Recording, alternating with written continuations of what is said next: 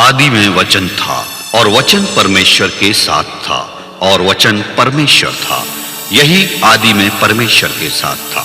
सब कुछ उसी के द्वारा उत्पन्न हुआ और जो कुछ उत्पन्न हुआ है उसमें से कोई भी वस्तु उसके बिना उत्पन्न नहीं हुई।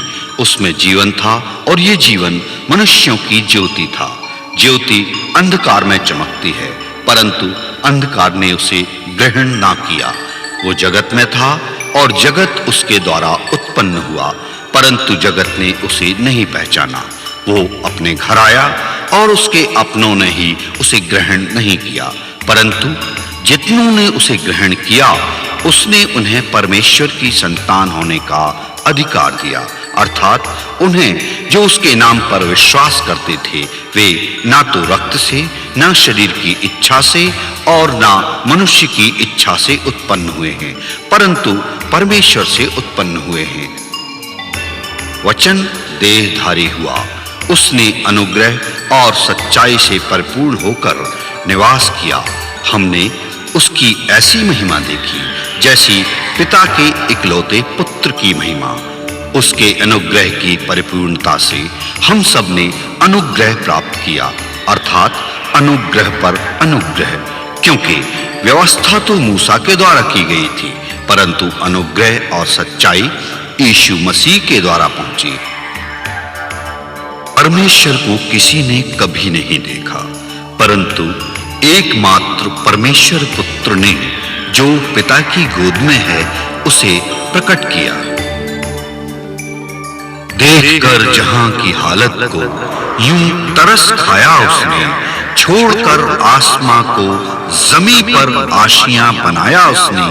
मुंह फेर कर क्यों चला फिर भी ऐ नादान इंसान, तेरी ही खातिर अपने आप को सूली पर चढ़ाया उसने। कुर्बान हो गया वो पापी जहां के खातिर, सूली पे चढ़ गया वो जग के गुनाह के खातिर, जग के गुनाह के खातिर। बख्शी हमें आजादी, कुर्बानी मेरे मसीह की। सुनी जहान है क्या हालत की है मसीह की, कैसे बयां करूं मैं मुसीबत मेरे मसीह की, कैसे बयां करूं मैं मुसीबत मेरे मसीह की। सुनी जहान है क्या हालत की है मसीह की, कैसे बयां करूं मैं मुसीबत मेरे मसीह की, मुसीबत मेरे मसीह की, मुसीबत मेरे मसीह की। हे यरूशलेम की पुत्रियों,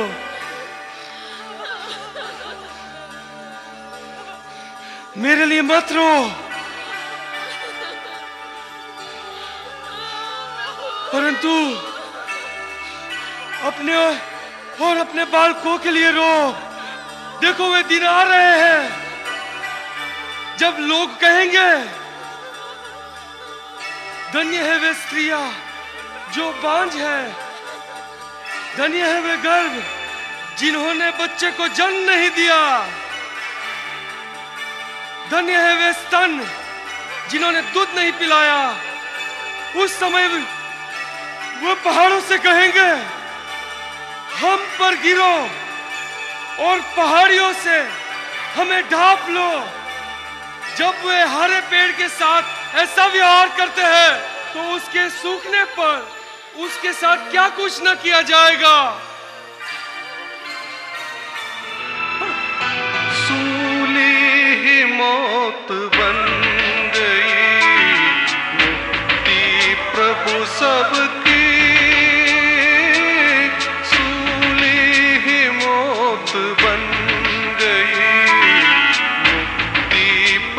सबकी कह रही है कलवरी, कुर्बानी उसकी कुर्बान हुआ नूरे जहां, मेहरबां वो चला। वे और दो मनुष्यों को जो कुकर्मी थे उसके साथ वध करने को ले चले।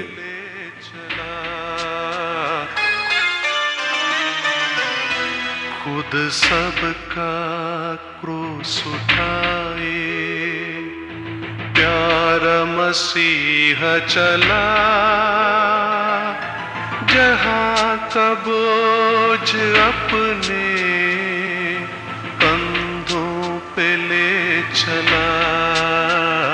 खुद सबका क्रूस उठा। जब वे उस जगह पहुंचे जिसे खोपड़ी कहते हैं, तब उन्होंने यीशु को और उन दोनों कुकर्मियों को क्रूस पर लटका दिया, एक को यीशु की दाहिनी ओर और दूसरे को बाईं ओर क्रूसों पर चढ़ाया।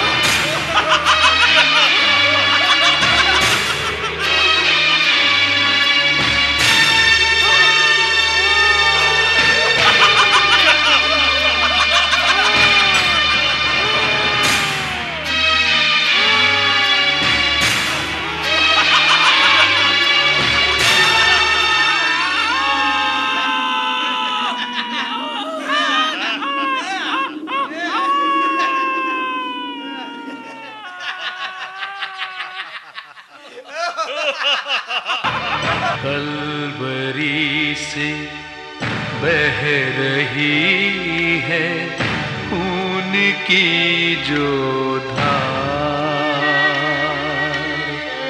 कलवरी से बह रही है खून की जो धार। ये है मेरे लिए मेरे मसीहा का प्यार, कलवरी से बह रही है खून की जो धार।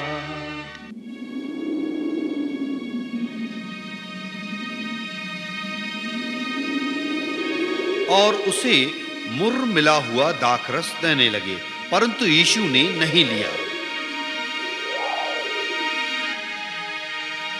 और पिलातुस ने एक दोष पत्र लिखकर क्रूस पर लगा दिया और उसमें यह लिखा हुआ था, यीशु नासरी यहूदियों का राजा।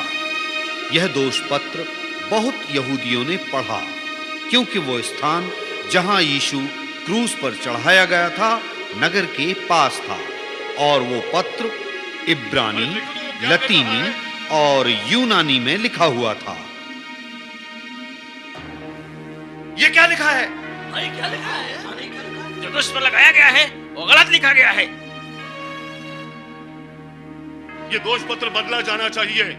चलो हम पिलातुस हाकिम से कहें ये दोष पत्र बदल दें। चलो। मेरे गुनाहों के लिए क्या क्या ना दुख सहा, मुझ पापी को बचाने के लिए कुर्बान मसीहा हुआ। कैसा अनोखा है मेरे लिए मेरे प्रभु का त्याग। यहूदियों का राजा मत लिख, परंतु ये लिख कि उसने कहा कि मैं यहूदियों का राजा हूं। मैंने जो लिख दिया सो लिख दिया।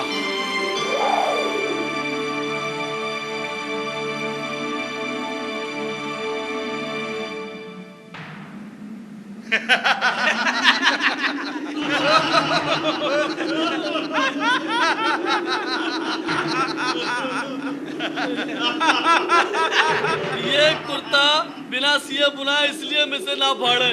हाँ, चलो हम इसे ना फाड़े। चलो हम चिट्ठी डालते हैं कि हम में से किसको मिलेगा।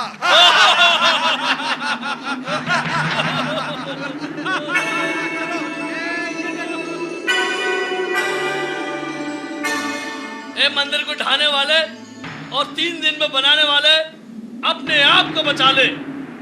अपने आप को बचा ले। अपने आप को बचा ले। यदि तू परमेश्वर का पुत्र है तो क्रूस पर से उतरा।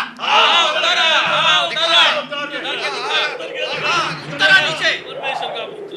उसने औरों को बचाया परंतु अपने आप को नहीं बचा सकता। ये इजराइल का राजा है। इजराइल का राजा है। इस्राएल का राजा मसीह क्रूस पर से उतर आए ताकि हम देखकर विश्वास करें।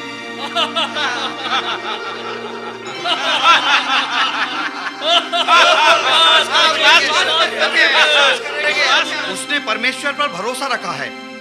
यदि वो इसको चाहता है तो अब इसे छुड़ा ले, क्योंकि इसने कहा था कि वो परमेश्वर का पुत्र है। इसी प्रकार डाकू भी जो उसके साथ क्रूसों पर चढ़ाए गए थे उसकी निंदा करते थे।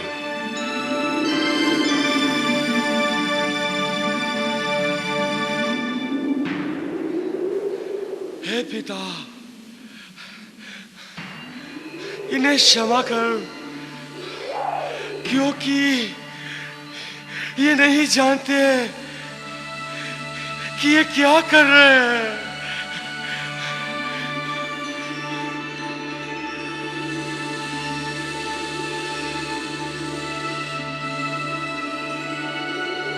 ये इसलिए हुआ कि पवित्र शास्त्र की बात पूरी हो कि उन्होंने मेरे कपड़े आपस में बांट लिए और मेरे वस्त्र पर चिट्ठी डाली। इसने दूसरों को बचाया। हाँ, यदि ये परमेश्वर का मसीह है और उसका चुना हुआ है तो अपने आप को बचा ले। बचा ले। ये हो गई है क्या हालत, ये हो गई है क्या इंसान की यहाँ, बर्बादियों के रास्ते में हो गया जहाँ, इंसान के इस हाल पर यीशु रो पड़ा। यदि तू यहूदियों का राजा है तो अपने आप को बचा। क्या तू मसीह नहीं तो फिर अपने आप को और फिर हमें भी बचा। क्या तू परमेश्वर से भी नहीं डरता? तुझे भी तो वही दंड मिला है। हम तो न्यायानुसार अपने दंड पा रहे हैं, क्योंकि हम अपने कामों का ठीक फल पा रहे हैं, पर इसने कुछ भी अनुचित नहीं किया। हे यीशु, हे यीशु, जब तू अपने राज्य में आए तो मेरी सुध लेना, मेरी सुध लेना।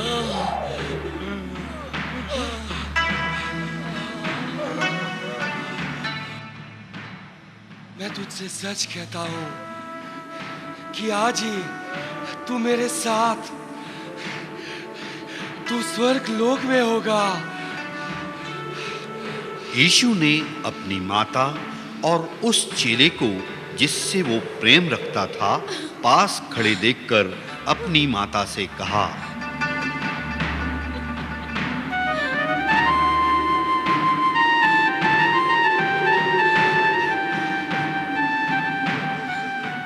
हे नारी, देख, ये तेरा पुत्र है। ये तेरी माता है। उसी समय से चेला यूहन्ना मरियम को अपने घर में ले गया।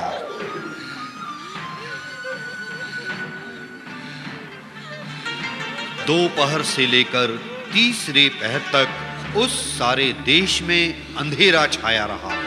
तीसरे पहर के निकट यीशु ने बड़े शब्द में पुकार कर कहा, एली एली लमा शबक्तनी।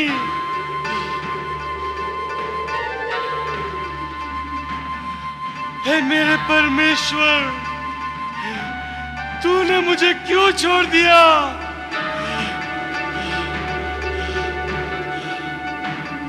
ये तो एलिया को पुकारता है।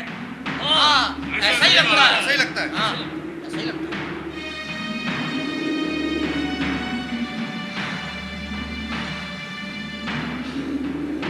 मैं प्यासा हूँ। क्या कह रहा है? मैं प्यासा हूँ।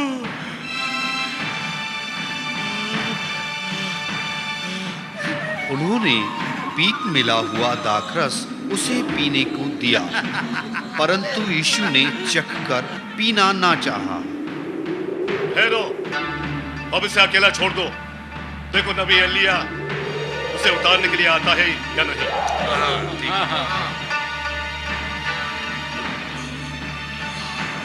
पूरा हुआ।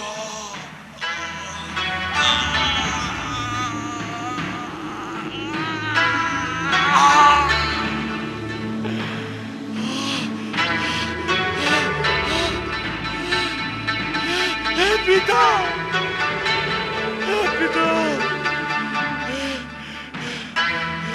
हे पिता, मैं अपनी आत्मा तेरे हाथों में सौंपता हूँ। और यीशु ने सिर झुकाकर अपने प्राण त्याग दिए। जान अपनी दी मसीह ने इस जहां के लिए, उठा लिया सूली का बोझ मेरे लिए, तेरे लिए। ऐसा अनोखा है सबके लिए मेरे प्रभु का प्यार। कलवरी से बह रही है खून की जो धार। और सूर्य का उजियाला जाता था और उसी समय मंदिर का पर्दा ऊपर से नीचे तक फटकर दो टुकड़े हो गया। धरती डोल गई और चट्टानें लुढ़क गईं और कब्रें खुल गईं और सोए हुए पवित्र लोगों की लोथें जी उठी। और उनके जी उठने के बाद वे कब्रों में से निकलकर पवित्र नगर में गए और बहुतों को दिखाई पड़े।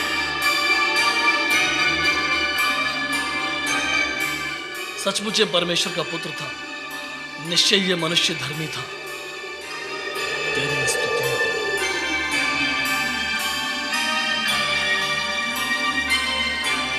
भीड़ जो ये देखने को इकट्ठा हुई थी, इस घटना को देखकर अपनी छाती पीटती हुई लौट गई। और उसके साथ जान पहचान और जो स्त्रियां गलील से उसके साथ आई थीं, दूर खड़ी हुई ये सब देख रही थीं। वे गलील से यीशु की सेवा करती हुई उसके साथ आई थीं।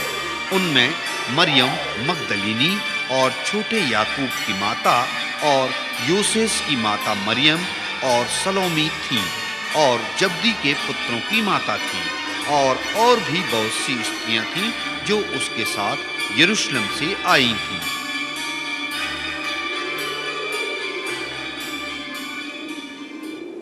और इसलिए कि वो तैयारी का दिन था और दूसरा दिन सबत का बड़ा दिन था, यहूदी पिलातुस के पास फिर से आए। अब तुम्हें क्या चाहिए? हम नहीं चाहते कि शरीरों को सबत के दिन क्रूसों पे रखें। तो अब क्या? हम चाहते हैं कि उसकी टांगें तोड़ दी जाए। किस लिए? क्या क्रूस पर चढ़ाने का दंड तुम्हारे लिए काफी नहीं है? नहीं, ये इसलिए ताकि उसकी मृत्यु जल्दी हो जाए। हाँ, क्योंकि अपराधी अपनी टांगों पर वजन सहन नहीं कर पाएगा और उसे सांस लेने में भी तकलीफ होगी और वो जल्दी मारा जाएगा। और आज तैयारी का दिन है और कल हमारा सबत है, सो उनके शरीरों को उतार लिया जाए ताकि वे सबत के दिन क्रूसों पर न रहे। जैसा ये कहते हैं वैसा ही करो। मैं थक चुका हूं इनसे और इनकी रीति रिवाजों से।